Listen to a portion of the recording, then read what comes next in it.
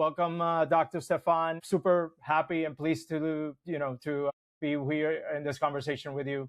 Um, Tell me a little bit about what I'm missing for sure. I know that we can definitely extend to that introduction, but maybe give Absolutely. yourself a yeah. Absolutely, Alexander. I want to say thank you for having me on. You've got to watch me and rein me in because when you say explain the path that led me here, I could prattle on forever. But trying to think of it briefly and actually tie it in with what I think you want to eventually talk about is it's always been a passion for science and technology and working on that forefront and being really a futurist. Like I actually started out as a philosophy major before I was doing my PhD in genetics of aging. And even then, I was thinking about it was at the time that the human genome was sequenced. And what kind of led me away from that scientist path was the frustration with what I sort of imagined we were doing in the lab, what that could be to patients in clinics. And it just wasn't there yet, kind of thing. So that led me to work on the business of science. I worked in science policy. I worked in biotech. And then through the support of my loving wife, I was allowed to go back and become a physician as a second career. And the trajectory always there was my passion for genetics and even longevity, even though that sort of has evolved a little bit in medicine. And so that took a while to get there. I mean, a physician path is not a short path, and everyone kind of has to go through the same thing. So it was 4 years of medical school. It was actually knowing that I was thinking of doing medical genetics. It was knowing that I needed to do a primary care residency. I fell in love with family medicine, the general aspect of it, how it sort of touched everything. And after I finished my residency, I knew I did not want to go on and do any more training in a fellowship. I thought I could do what I wanted to do right there. And I had really become passionate about taking care of patients and working with patients in the primary care setting. And I already saw patterns, which again is going to come up later on because AI is really good at predicting and looking at patterns. And so, should that scare me that what I was doing is going to be replaced by AI? And we'll get to that in a minute, I think. But so I really was focused on connecting with patients. And I saw the biggest problems in the primary care setting were related to chronic disease, that I saw underlying factors were related to lifestyle choices, and then mild to moderate mental health things like stress and anxiety and depression, which were also tied to lifestyle choices. And so I then went out and I practiced medicine in the hospitals or in the employed hospital sort of setting, outpatient clinic, primary care for another 5 years. And it just wasn't a good fit because more and more that's becoming a business that wants to shorten the time that the physician can spend with the patient. And what I needed was more time with them. I got deeper involved in lifestyle medicine because I just thought it was so critical to what I was doing and what my patients needed. And that's when I picked up that other board certification. And just briefly to let you know, and your viewers know what lifestyle medicine sort of focuses on, is 6 pillars. So that's diet, that's exercise, that's minimizing toxins like alcohol and tobacco, it's stress management, it's getting good sleep, and it's healthy social interactions. And what I love about it is it's evidence-based and it's shown to be able to prevent, treat, and even reverse mild to moderate chronic disease. So I took a leap after those 5 years into the boundaries of sort of functional medicine and concierge medicine. And then after a few months of seeing what that looked like, I opened up my own practice. And that's been open for a couple years now. And what I focus on there is basically spending time with patients, getting to know them, supporting them in their plans. It's basically high touch concierge medicine. But what it's all about really is health. And so what we focus on is prevention, lifestyle interventions. Still, I come from a traditional medicine background, so I don't want to see patients on medicines any more than they do, but medications work. And as I'm building up those relationships with patients, I talk about when they may want to integrate those traditional medications that do work. The really exciting thing for me is the advanced labs. And again, this is what will get us into my passion that led me all the way here and to talking to you about AI, is wanting to be on that forefront on cutting edge medicine and science. And so some of the big killers for people in the United States and the world in general are cardiovascular disease, cancer, metabolic disease like diabetes, and neurodegenerative disease. And first off, what is actually cool about that? And it's weird to say there's something cool about that, but all of those are impacted by lifestyle interventions. So that's what I can do for my patients and work with them. The other thing that's really cool about at least 3/4 of those, and I think more and more it will be all of those, is that cutting edge evidence based labs will allow us to dive deeper than your traditional primary care doctor is doing so that we can personalize risk stratification so patients can make the decision of like when they want to integrate the next steps of their plan.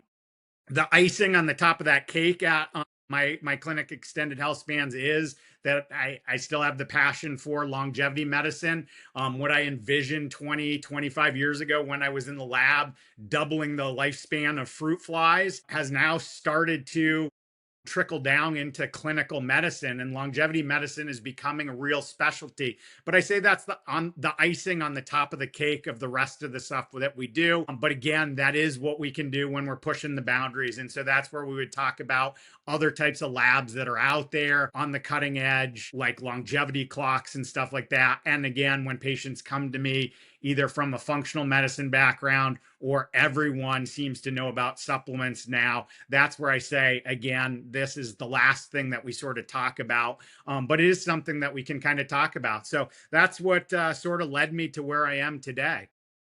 Amazing. Well, listen, I hear a lot of things that are quite refreshing, right? And sometimes, we go to doctors and we feel like we're just another patient, right? They take a look at you, they look at some labs, they don't even kind of sometimes break anything down for you. They just tells us, okay, this is the effects, this is a condition you have, take this medicine, eat better, and go. But seems like you take a pause and you actually get to know the patient. Obviously, a completely different approach, right? It's we're talking about lifestyle, right? Making significant lifestyle changes. What is the one thing that some of your patients, let's say experiencing your type of practice for the first time, are so lost or cannot even understand about health overall, about their bodies, about their optimizing their health? Yeah, no, I think it's an excellent question. I think I'm fortunate because a lot of my patients do come to me. And I think more and more patients are, and I've always advocated for this, that patients need to advocate for themselves. Like they need to fight for that time when they're in with their doctor. They need to fight for that doctor understanding what was on their labs or what their symptoms are. And that is, I mean, that's big. That's what I do at my practice, is listen to them and take the time to go over this with them. It's unique to each patient. It's nice. I think most of them always come in and they've got like an idea or a handle on like a couple of the pillars of lifestyle medicine. And then there's a couple that they're confused about or struggle with. And I think that's pretty classic. And that's what I've always sort of said, even when I've been working with patients on lifestyle medicine, is we're not going to fix all 6 of these huge behavioral things at once, kind of thing. So let's focus on a couple. Let's put a couple on the back burner, and let's say we're doing okay on these ones, kind of thing, and focus on the ones that we're not doing well on. So it really varies patient by patient. But I mean, a couple of the big ones really are, and even for myself, diet is a hugely difficult one. And so a lot of times patients come in, there's so much information. Again, I think we're going to get to this with AI. There's so much information out there and misinformation out there. They come, they want to be eating healthy, but they don't know what that means. And legitimately, like I tell them, I'm like, Yep, I agree with you. And you need to eat healthier, and I'll give you some general guidelines, but the devil's in the details. And while I continue to be a lifelong learner in this, I point out to them that right now in medicine, the amount of hours, there's thousands of hours they spend on training a physician, and it's usually less than a dozen that we spend on nutrition. Right. And so like I include other team members. I have great dietitians that I work with. But I think that's one that frequently comes up. And then the other one is with exercise. Again, a lot of information out there, and it's knowing what they should be doing. And again, sometimes some of this also is you got to personalize it to the individual patient. There's no Right. generic answer kind of thing. But yeah, I'd say that's a couple of them. Again, I could speak for hours on lifestyle medicine. No, no, I fully understand. And, and as I understand it as well, everybody in a way is unique. So it's not a one shoe fits all, but let's say touching up on that such important topic about diet, right? What do you see that people don't understand about nutrition itself? Like patients out there, I'm sure that they come up and they think that they eat well, and then when they share what they eat, it's like, oh my God, it's a little bit simpler and at the same time more complex. What do you think it's deterring people from understanding what are things that are going to be most bioavailable for them, for their bodies, for nourishing their bodies? What are people missing typically? Yeah, so that's actually an interesting question. I'm gonna like kind of pivot on it and say I don't think, and this is one of the things that I was looking at and thinking about with AI and patients having availability to it and stuff like that, is while I said on the one hand that they come to me confused about nutrition, on the other hand, like when I give them broad strokes of like eat more plants, eat whole foods, like a lot of people know that. And so the problem isn't not knowing what to do. The problem is enacting it, and how do you enact it on a daily basis, and how do you support that? And I do think that that's going to be one of the interesting things when we talk about AI. AI in a snap would be able to tell you eat a vegetarian diet or eat a vegan diet. And I've always had to be careful with patients because that's the difference between AI and a physician. I can recognize that you could scare patients off by telling them that they have to eat a vegan diet, and then they're done and they're checked out, even if that is the best diet for them, kind of thing. So you have to kind of negotiate with them.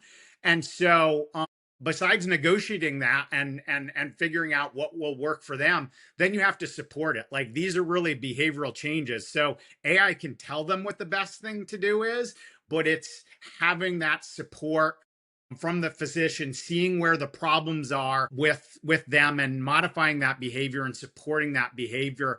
I really think is the bigger problem than truly them knowing what's right or wrong to eat. I mean, more and more we absolutely know the more processed the food is, the more ultra processed the food is, you shouldn't be eating it. Maybe we can't help it because it's pushed in our faces, or because we've become slightly addicted to it due to like sugar addiction and stuff like that. So again, it's behavioral changes and not lack of information. That's another thing I think we're going to see when we talk about AI. There is no lack of information. It's sorting through it, and then and that's what I think is really good at. And one of the places I use it as a tool. And then the human factor that I think is still important is how do we implement that with the patient, and how do we individualize that for the patient? Yeah, 100%. Another thing I maybe wanted to touch on is, we live in this society that it's, high stress. I think that, when the Industrial Revolution came on, adopted this mindset, which is great. I think in a way pushes us, right? It's a driving force of what US is all about, right? But tell me about stress, and how does stress really play a key, let's say, factor in determining whether you are in a healthy state or not, right? Well, I mean, how how can we understand how crucial it is to be able to bring balance to our lives, right? Well, this is what's hilarious. Like whenever I'm talking about like the 6 pillars of lifestyle medicine with patients, or interviewing people or explaining it to them, like it's always like it clicks for me, like whatever one I'm talking about, and I'm like, I am always like, yep, the one that they're bringing up or the one that we're talking about right now, that's really the most important one. And so it's really all of them are so important. But like when you brought up stress, I'm like, yep, we just talked about diet and exercise, and stress really is the most important one Right. until you bring up another one, kind of thing. But stress is really an interesting one, for a couple fold. First off, it was actually what brought me into lifestyle medicine was the mind body connection. It was back in actually medical school when I was working with a GI doctor who taught me how closely interacting the mind is with the body, and that like symptoms that we're having that are mental, maybe manifestations of physical disease processes, or vice versa. If you're having stress or mental health problems, it can actually result in physical disease and stuff like that. So it was the one that I first became most passionate, and that sort of led me to learning about all the other pillars and becoming interested in lifestyle medicine. But getting back to your question, I mean, it is a huge one. And it was interesting in my first practice, which had a lot of like both blue collar and white collar workers, that I saw that like either blue collar workers or people that were working multiple jobs, or people that were white collar executives that, like you said, were working a single job, but 60, 80 hours kind of thing. And I immediately always, when we would talk about stress, which was a unique thing as a primary care doctor, I would be like, so has a doctor ever talked to you about meditation? Do you meditate or do anything like that? Sorry, I forgot to turn my phone off. Let me just No turn it off worries. right there. I apologize for that. It happens all the time to me, so no Was worries.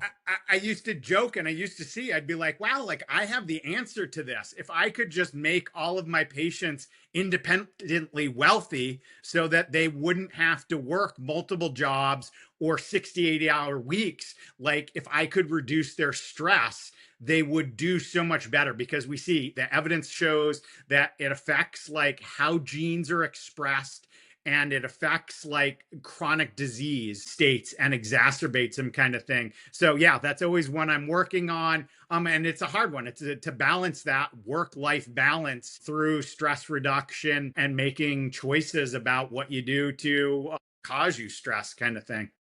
Right. You know, do you have any like immediate advice, let's say, to those people that are, running at that high speed?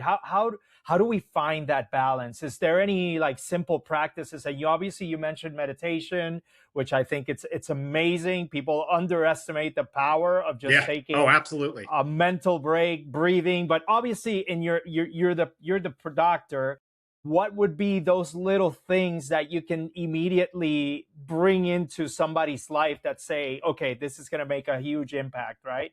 Yeah. So I'd say that I would take a two-pronged approach. One is, I think you absolutely have to look at your life and evaluate it and see what's causing stresses in it, and think about that, and think about making work-life balances to reduce those. At the same time, then taking a proactive approach. Like we said, most of these people know I need to be eating healthier, whether or not I'm doing it. Most of them know I should be exercising, and often are, as a form of stress management. And it is. I mean, exercise is important. It helps reduce stress.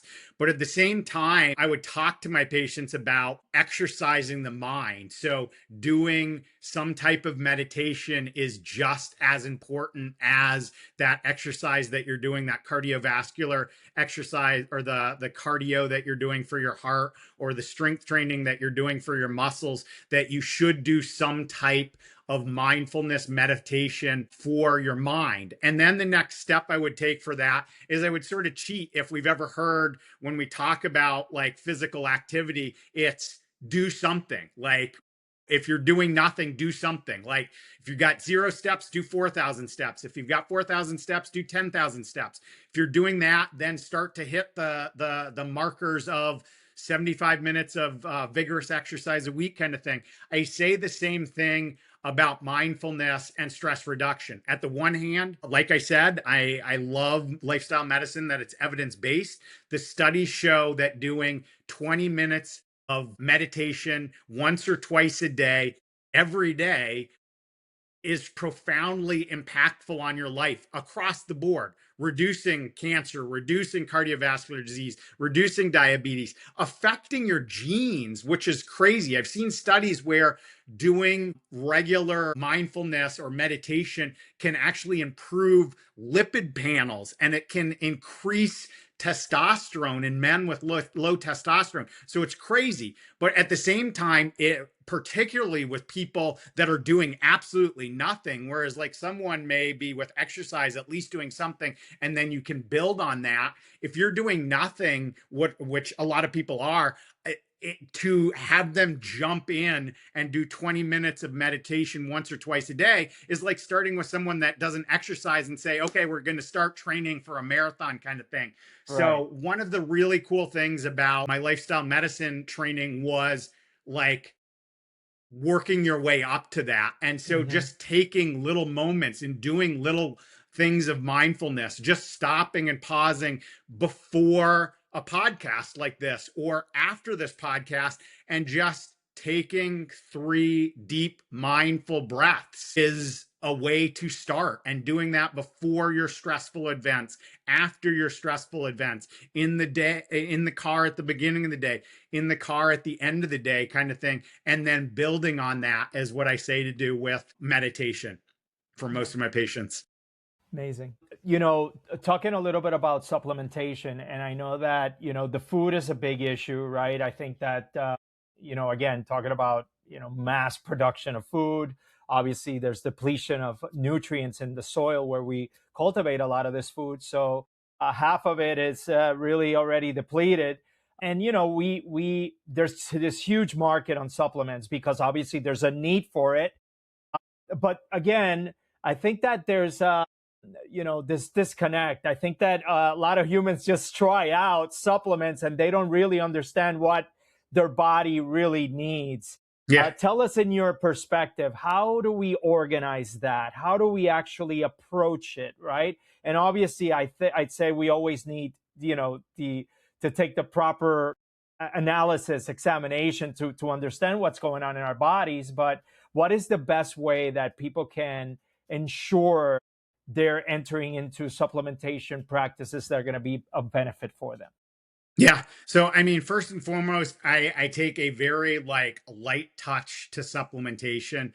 I do take more and more of a dive into it now as a longevity doctor, but I would start out with what I still used to say to patients when I was a primary care doctor, that you don't really need anything. You eat healthy, eat more plants, eat more whole foods, and you're probably just fine. We are incredibly lucky that we are a society with abundance. That's our problem, is an abundance of calories, not really a depletion of vitamins and minerals. And so I would always tell my patients, I'm like, you can try what you want. Like, I just would always watch out as your physician, again, being key that you talk with your physician about what you're doing. And I would always tell them, as long as you're not damaging your natural filters, your kidney and your liver, and we're checking those enzymes on a regular basis, you can try out whatever you want kind of thing. And I would tell them honestly, most of the times I'm like, what you're doing is just taking your money and putting it into the toilet, because most vitamins and supplements are just water soluble, and they're just going there. That's what I used to say 5 years ago. I still am very much not like a functional medicine doctor, or not someone that is really pushing a ton of supplements kind of thing. But I, again, looking at the data, using AI to review the literature, which is another place that AI is so important, is helping to look at all this research that like one man just can't keep up with kind of thing. And I've used that as a tool. And so since then have changed that. I do say for a lot of my patients, I think there is an argument to be made, or to support them in things like there is solid data to say that supplementation with vitamin D in moderation, because that's actually an interesting one. And that's why you do have to be careful. Vitamin D is not one of those ones that you will pee out into the toilet. That's a Right. fat soluble one. And so that can be dangerous if you take too much. And so you always have to be careful, because people read things and then, like you said, with us work harder, do more, we always think, well, if a little of something is good, a lot is more. And that is not the case with vitamin D. But minor vitamin D supplementation, there's a lot of evidence to support it for a number of factors like respiratory disease, as well as other things. Omega-3 fatty acids, again, it's best and greatest if you can get them in your fish. Right.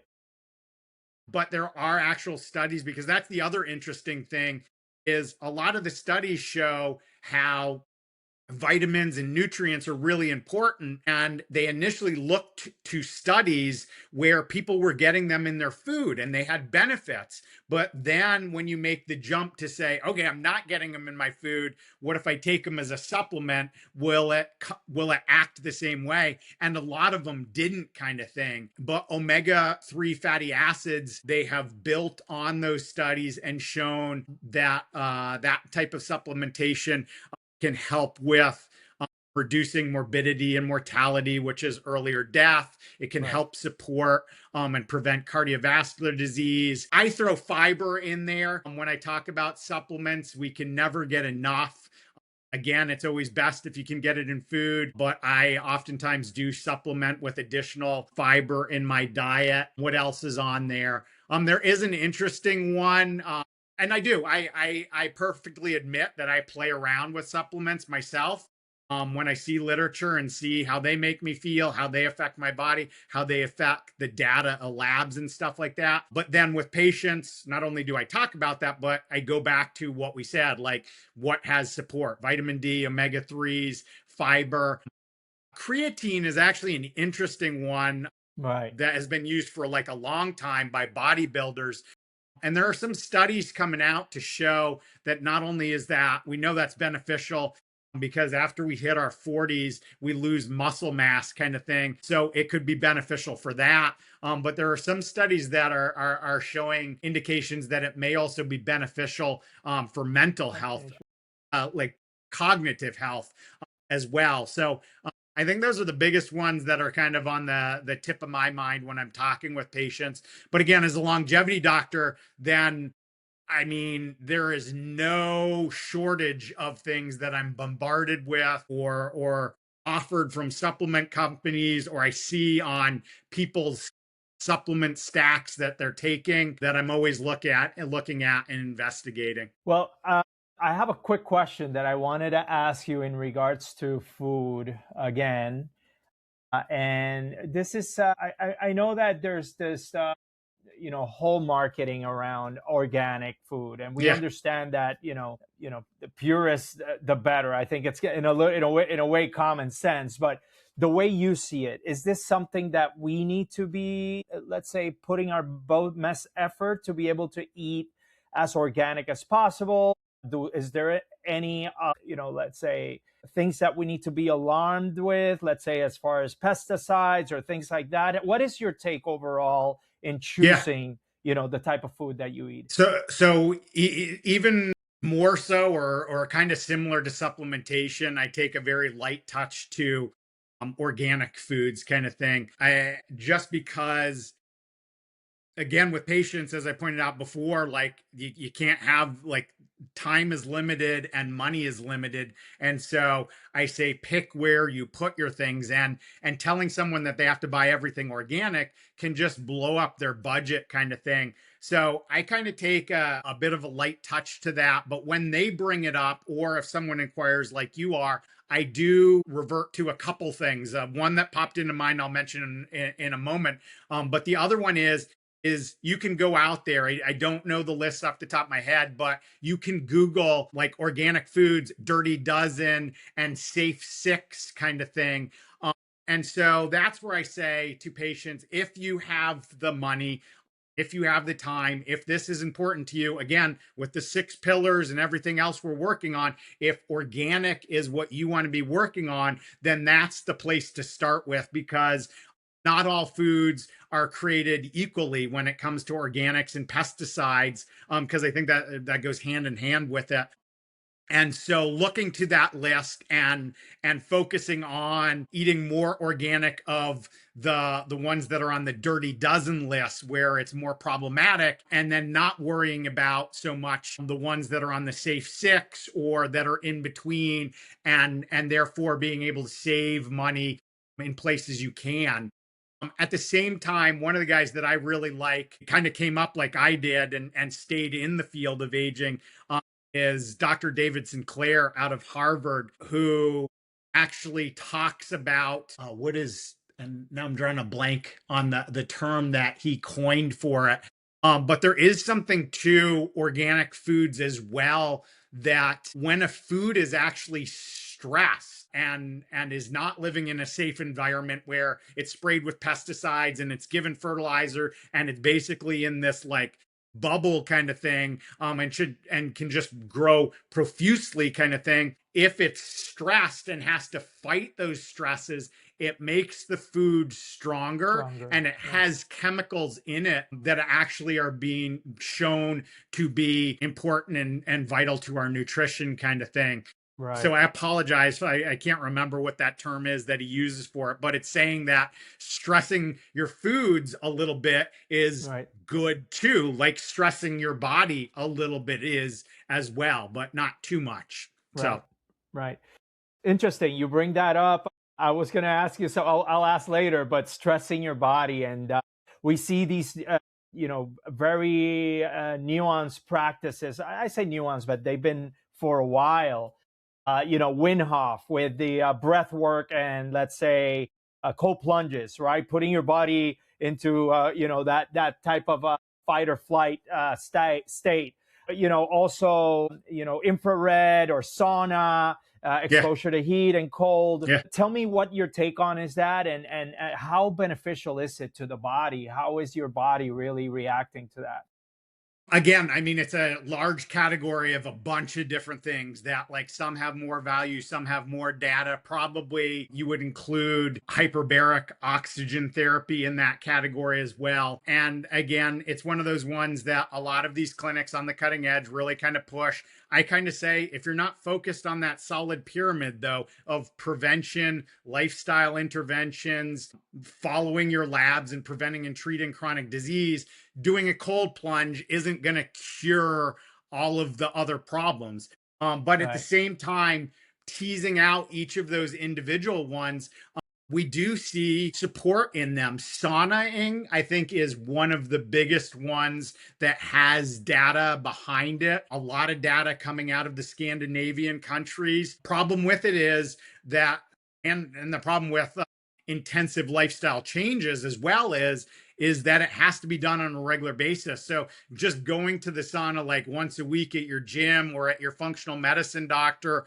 or something like that, really isn't mimicking where the data is, which is in the Scandinavian countries where they're doing 20 minutes a day, at least 5 days a week, compared to people in the Scandinavian countries that are doing less than that. They looked at them, and that's what it sort of took, was that high 5 days a week kind of thing, but that there was absolutely improvements in prevention and treatment of cardiovascular disease in doing that. Diving deeper than you may want to know, this resonates kind of with David Sinclair as well, though, is what's behind that is called heat shock proteins.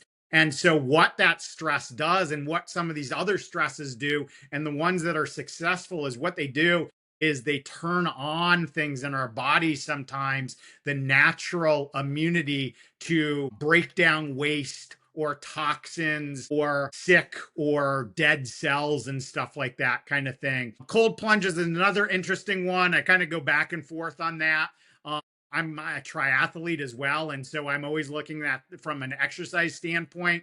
And it's interesting. It's kind of like how, when we've talked about like eggs before, eggs are good for you, eggs are bad for you. Part of the egg is good for you. This part's bad for you, and all over the place. It's the nuances of the data kind of thing. And so with cold plunges, I always tell my patients to kind of be careful, because what a lot of them are actually doing is it's tied in with their exercise. And there is strong evidence that can show if you do a cold plunge after your exercise, it makes you feel better, but you actually blunt the effects of the exercise by doing that. So you really shouldn't do that afterwards if you're trying to build up and strengthen your body, kind of thing. But I go, and this actually can tie it into the last pillar a little bit, but the healthy social interactions. Right. There's a group that I occasionally interact with over the winter in my town that does like cold plunges in the lake kind of thing. And again, so is there data behind that? Yes, there's data that shows that that can help with inflammation and pain and stuff like that. But as far as if it's stressing the body, if it's actually making it live longer or preventing diseases, there's less data there. And then you say, well, now it's convoluted because I'm actually hanging out with other people when I'm in the sauna or when I'm doing my cold plunges. And so is it that activity, or is Right. it that you're engaging in an activity that provides the support of a healthy social Social environment. infrastructure? Yeah. And to kind of head you off so that we don't have to talk about that pillar too much, if you want to talk about some AI stuff, is just the pearl with how important healthy social interactions are. The one that always resonates with me, and when I talk about it with my daughter, she always likes to bring up, is we've looked at a lot of studies on it. And it's really interesting. Like, we always kind of know that, like, as people get older, that they won't do well if they're isolated and they become more depressed and stuff like that. But looking at the data, they saw that people that are more isolated and have less social interactions and connectedness Yeah. have morbidity and mortality rates that are similar to someone that were to smoke a half pack of cigarettes a day. Wow. And now, so I first always have to say, we got to qualify this when we use like nice, cute stories like that. I'm not saying that being isolated causes the same problems that smoking does. I'm Right. just pointing out that being isolated reduces your lifespan and increases chronic disease, similar to the rates that you would see in someone that smokes a half pack of cigarettes a day.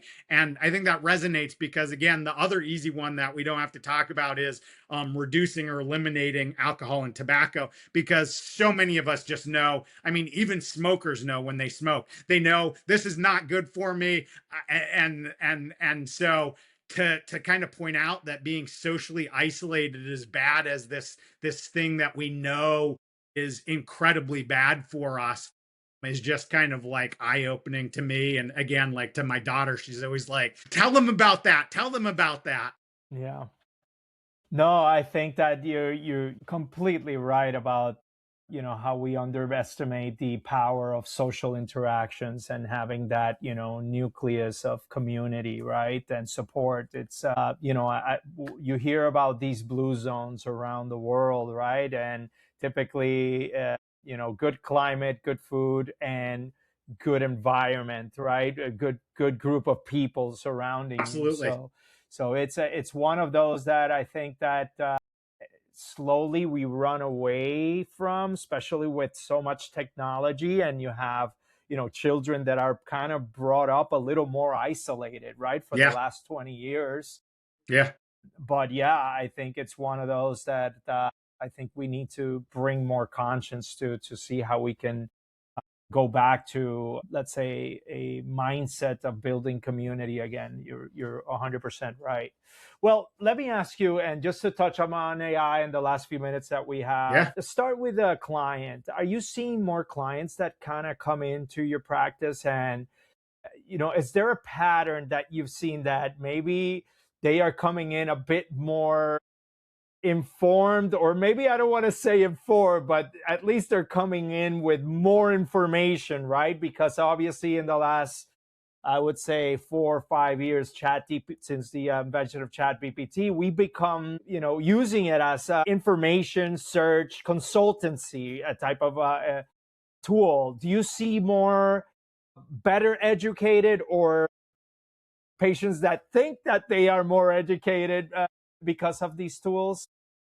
Yeah, so I mean, I honestly don't know. With most of my patients, I definitely agree with you that they come in with more knowledge and more information. What I've seen across the board is most of that, though, comes from social media and influencers and misinformation. I have to imagine that these same patients are using chat GPTs and stuff like that. But I think the bulk of it is coming from social media and misinformation. Again, we could talk about how AI is tied into that and what it Right. puts in front of them and stuff like that. But an interesting one, two interesting things for this that I'll let you circle it back to where you want to take AI.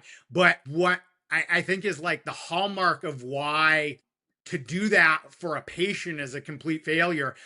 I actually had one or prospective patient that was coming up through kind of like my sort of sales funnel kind of thing. They found out about my practice. We did discovery call and all of that.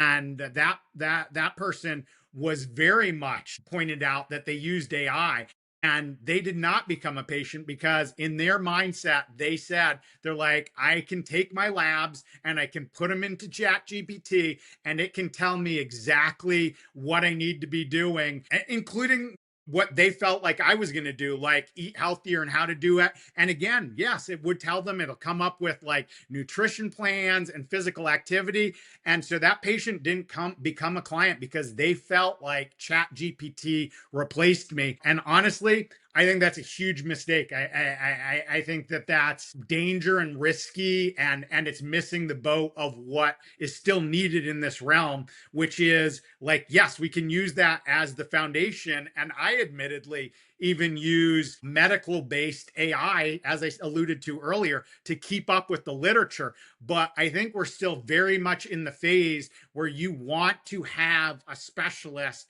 or an expert, like a physician, like a lifestyle medicine doctor, like a longevity doctor, that is looking over the shoulder of that AI and what it's recommending and tweaking it, kind of thing. So yeah, that's I think that's what I wanted to say to that, and then you could take it where you wanted to go next. No, absolutely. So I'm curious, in your practice, how are you using ChatGPT? How is it helping you? If there's any way you're including it, or let's say not necessarily directly into your practice, but let's say outside in your regular life, is there any leverage that you're using it Yeah. for from these models? Yeah. So first off, I'd have to say, like, you threw around that name, and I threw that around that name. I think that's kind of like when we talk about rollerblades or jacuzzis, kind of Yeah, thing. So exactly. I probably shouldn't say just Chat GPT, even though I Right. do use that personally sometimes. But AI platforms or whatever, I'll throw out Correct. another name that I actually use. So I use Doximity, which is a medical based AI, and I use it actually twofold in and around my practice. First off and foremost, actually, I'd like to take two steps back of where I was actually scared of my practice because I left traditional medicine and didn't have the resources right when AI was being integrated into EMRs in the hospital. And I felt like I was going to be behind that curve, not having that tool because I couldn't afford it in my EMR at the time. And that's when I lucked out, and very quickly I adopted using Doximity because they've always been a great support. Even before AI, they supported doctors in a number of ways in a technology capacity for telecommunication and stuff like that. But I used it first initially for a HIPAA compliant based AI scribe, which just made my visits and my workload so much lighter and better and more face to face sort of interactions. And not only was it important to me, again, that it was HIPAA compliant, that it didn't keep these records, it transcribed them, and then I would take the transcription and import it in my EMR, and then it would be gone forever, kind of thing, from their sort of database. So that was my first sort of integration with AI in my practice, was through AI scribes. And then Doximity, or I sometimes use across the board the other generic free ones. because I use them as, again, a starting point that I Right. can say, with the years of scientific training and medical expertise, I feel comfortable putting in a general topic or putting in some labs and seeing what it kicks back to see, like, okay, this supports what I think, and this is solid. This is something that I didn't think about, but now that it brings it up, that is like legitimate and needs to be added to this. Or this is where it's just way off base and it's still in its infancy of machine learning. And so I can kind of carve that piece out. And so I use those, I don't know what you would call those, generic, like a generic chat GPT, like an AI question kind of thing, to start my inquiries, again, to see if there's any new research or literature out there or new medications that I should be bringing into the plan. And then I modify the plan, and then I adapt the plan to the individual patient, kind of thing. So Right. those are the two biggest places I use it right now. What's really exciting and scary, and I think this was they always do the scary kind of articles, and it probably won't happen right away, but I always used to joke with my brother, who's a vet pathologist, so he does a lot of reading of slides and imaging, and that was the one of the first one, like 5 years ago, that I always would needle him about AI. I'm like, this is the one, this is pattern recognition. AI is gonna take your job away. And we watched the evolution of where it became a tool, and it really, the professional that uses the tool is the one that is marketed well, and then it just changes what their job is. They Yeah. focus more on the outliers that the AI can't do, and they use the AI to help support them and keep them up to speed, kind of thing. But what was scary to me was this article, scary and exciting, was this article I read recently that actually flipped that on its head. It talked about that, but it said that primary care doctors and chronic disease was just the one that AI is gonna like kill in the next 5 years. And I'm like, oh my God, like that's like my bread and butter. And it's like AI is gonna take this over, because whereas, like, again, not me in this concierge practice, but that primary care doctor that only sees the patient once a year, once every 2 years for chronic disease sort of check in, they were like, in this article again, they were like, AI and these wearables that are able to interact with them on a regular basis are going to pick up the patterns sooner and make that obsolete. Now, that's where I don't think it will make it obsolete, because you just have to modify it. And again, this is what brings it home. Like, yeah, great. AI can now tell that patient to come in sooner to see me because there's concerns. And this was the really cool one. So I've got to slot it in there. But it was really interesting. They were like, AI can use your standard chest x-rays and a standard, like, optometrist or ophthalmologist imaging of the back of the eye. So two things that you weren't using whatsoever in the primary care setting for chronic disease. And AI was able to find patterns in both of these where it could predict the early development Wow. of cardiovascular disease, kind of thing. And so, I mean, that kind of thing just blows my mind. To me, I'm Incredible. like, nope, not going to steal my job, but oh my gosh, that's where we need to be integrating this. Like, that's what I need Yes. to be doing with my patients now, not just these advanced labs with their blood work, but do we need to be doing a chest x-ray to evaluate for cardiovascular disease, or a retinal scan, kind of thing. So I think I hit on the things that I was looking for with that kind of thing. But it was scary to me. I was like, oh my God. I sent him the link right away to kind of do both sides. I'm like, it says you're going to be fine for a little while longer, but I'm going to be looking for a new job in 5 years. No, you hit it in the bullseye. I mean, that was one of the next questions. It's exactly, how do you see AI? Where does it fit? Where actually can AI, where's the gap, right? And I think you hit it in the bullseye.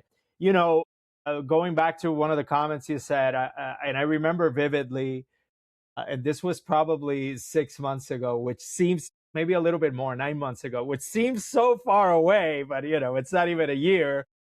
And I remember when I started this whole AI thing, and everybody was saying, "No, radiologists are going to be obsolete. Yeah. They're done."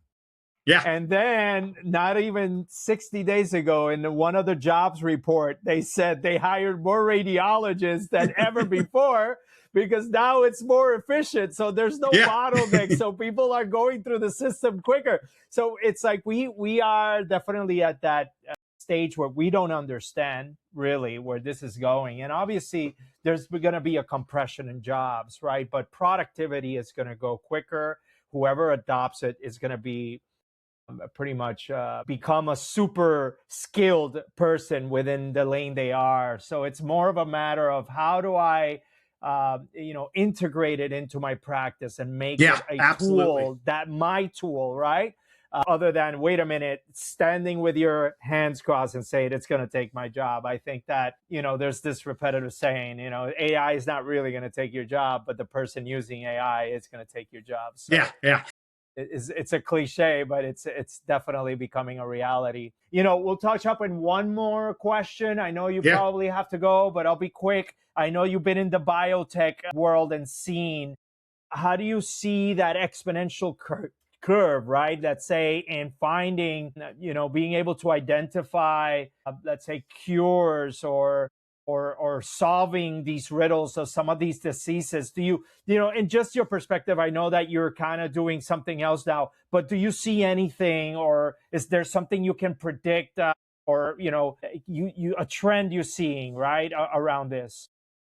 Yeah, no, I mean, my prediction is pretty general. Like, stand back, not an expert here. Was quite a while since I was in the biotech world, and definitely not an AI expert, but amateur with this kind of thing.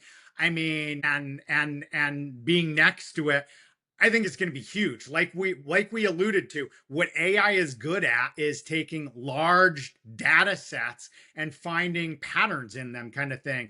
And so that's going to be huge for like teasing out like what interventions work in diseases, what supplements work, what compounds would work possibly for drugs.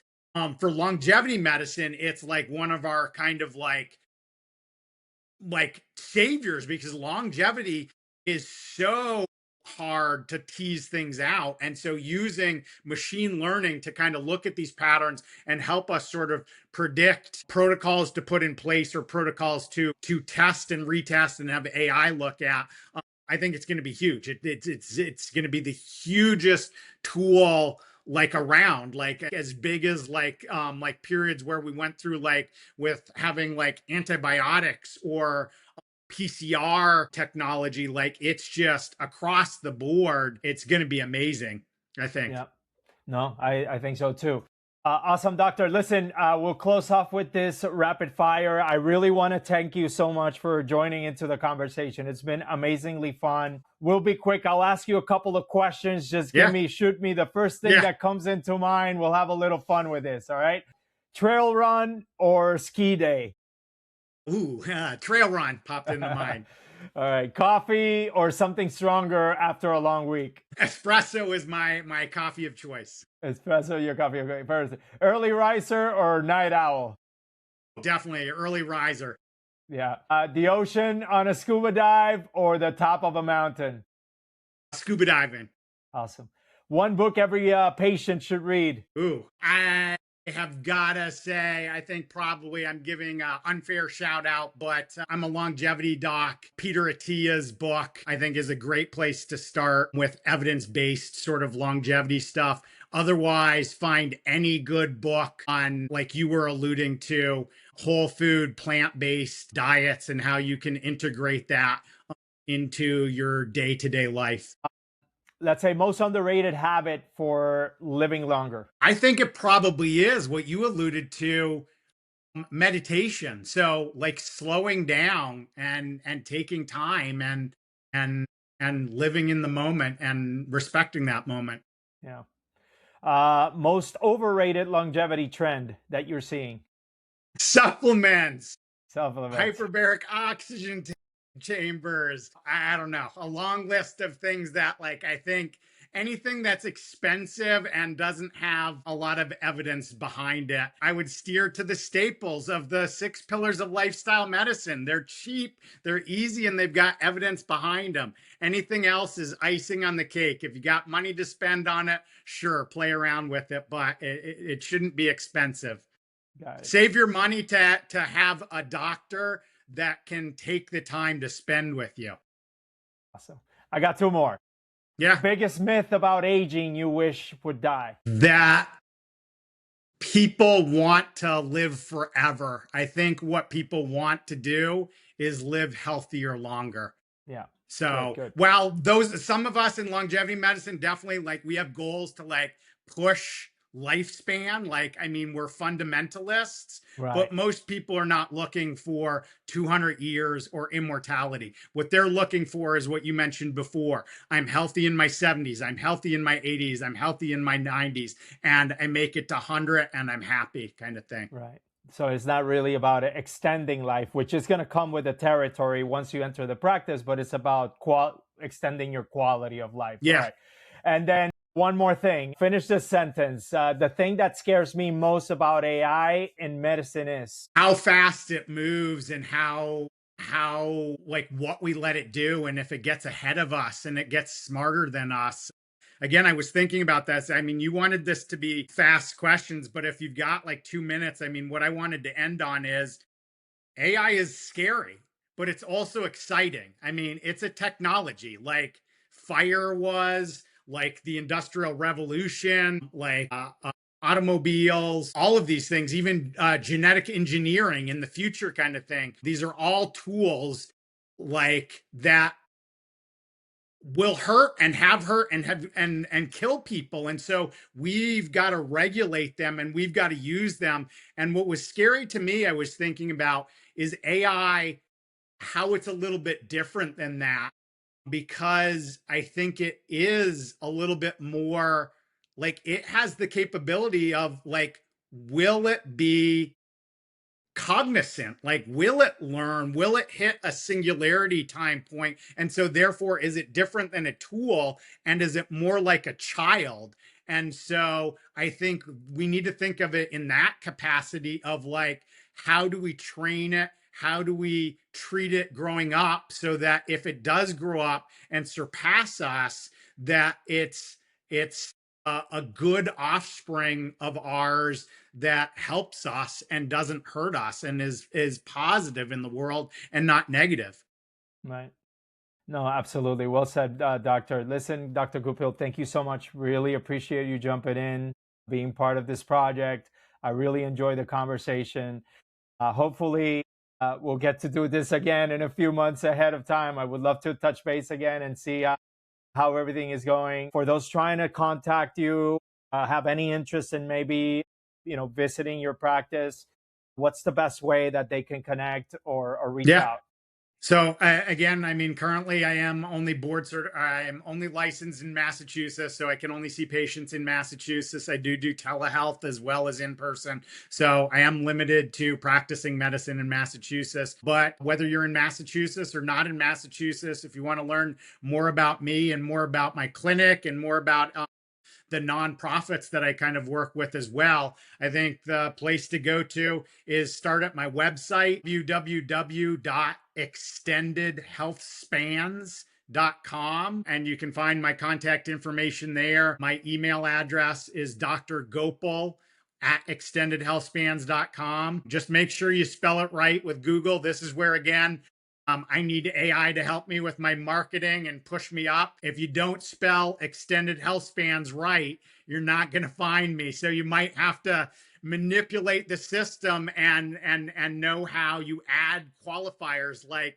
extended health spans, Gopal, Dr. Gopal, or just make sure that it's EXTENDEED, and then that's health spans, all one word but plural. HEALTHSPANS.com. Amazing. Again, thank you again, Doctor. And hopefully we'll get to do this again. All right. Thank you for having me on, Alex. I really appreciate it. And the door is always open if you want me to come on and talk again. Take care. Awesome. Take care. You got it. Bye.